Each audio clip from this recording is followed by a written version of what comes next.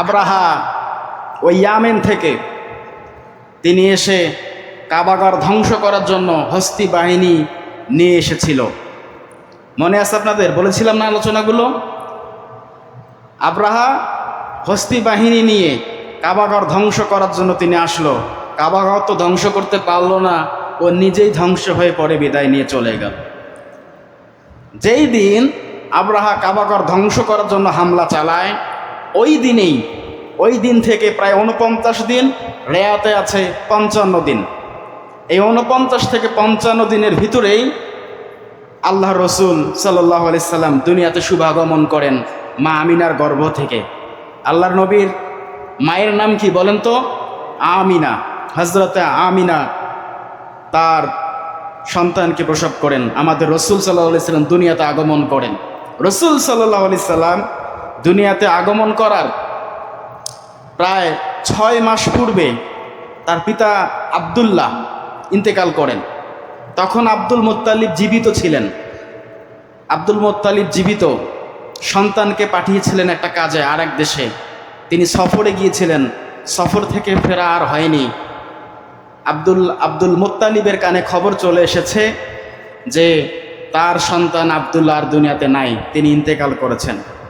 Abdul Muttalib আফসোস করে বলছে, আল্লাহ, হে মাবুদ, হে কাবার মালিক, এই যে আমার পুত্র ইন্তেকাল করলো, আমিনা একা হয়ে গেল, আবার তার গর্ভের মধ্যে সন্তান জন্ম নিল, পিতাকে দেখতে পেল না।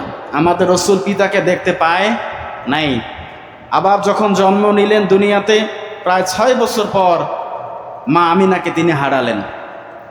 আব্দুল মুত্তালিব তার নাতি মুহাম্মদ রাসূলুল্লাহকে এতটাই ভালোবাসতেন, তিনি চিন্তা করে দেখেন যে আমি তো বাঁচব না, বয়স হয়ে যাচ্ছে, কোন দিন না জানে আমি আল্লাহ পাকের ডাকে সাড়া দিয়ে চলে যাই, কিন্তু ভাতিজা মুহাম্মদকে কার দায়িত্বে দিয়ে যাব?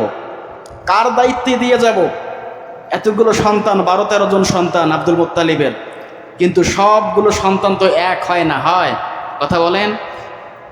দেখবেন সমাজে অনেক মানুষের 5-7টা সন্তান আছে, ছেলে আছে বা মেয়ে আছে, কিন্তু স্পেশালি একটা সন্তানের প্রতি তার একটা সফট কর্নার থাকে, একটা ভালোবাসা বেশি থাকে।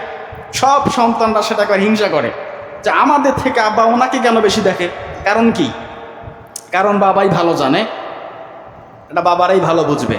তো আব্দুল মুত্তালিব সন্তানদেরকে চিনেন কি চেনেন না বলেন, যে কোন সন্তান কেমন? তখন আবু তালিব ছিল। আবু তালিব একজন ভালো হৃদয়ের মানুষ ছিল।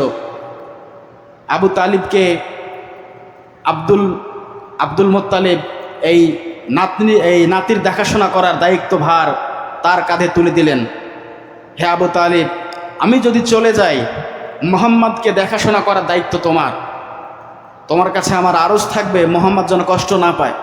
কারণ আমার এই যে নাতি মুহাম্মদ বাবাকে পেল না, মাকেও পেল না, আমি দাদার কাছে আছে, আমি সেরকম তা কিছু করতে পারলাম না। যদি আমি মরে যাই, আবু তালিব, এই মুহাম্মদকে দেখাশোনা দায়িত্ব তোমার। মুহাম্মদ রাসূলুল্লাহ সাল্লাল্লাহু আলাইহি সাল্লাম আবু তালিবের ঘরে ধীরে ধীরে লালিত পালিত হওয়া শুরু হলেন। ধীরে ধীরে তিনি বড় হয়ে যায়। কিন্তু আবু তালিবের আরেকটা সন্তান ছিল। এই সন্তান আর মুহাম্মদ রাসূলুল্লাহ, এদের মধ্যে অনেক পার্থক্য, অনেক তফাৎ।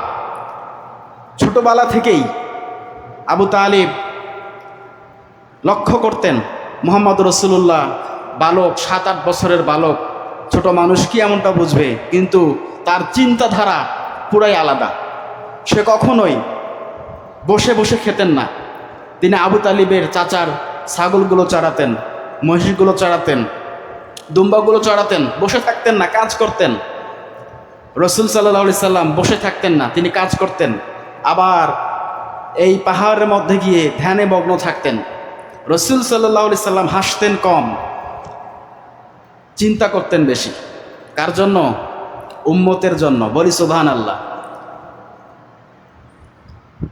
হযরতে আয়েশা রাদিয়াল্লাহু তাআলা আনহুতে একটা হাদিস বর্ণনা আছে, মা আমিনা যখন রসুল সাল্লাল্লাহু আলাইহি সাল্লামকে প্রসব করেন বা জন্মদান করেন, তখন রসুল দুনিয়াতে ভূমিষ্ঠ হওয়ার পরপরই রসুল 2 হাত মাটিতে রেখে আসমানের দিকে তাকিয়েছিলেন এবং মাটিতে সেজদারত অবস্থায় ছিলেন।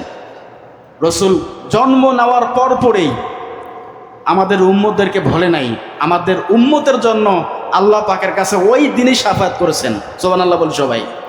আমাদের জন্ম রসুলের জন্ম এক না।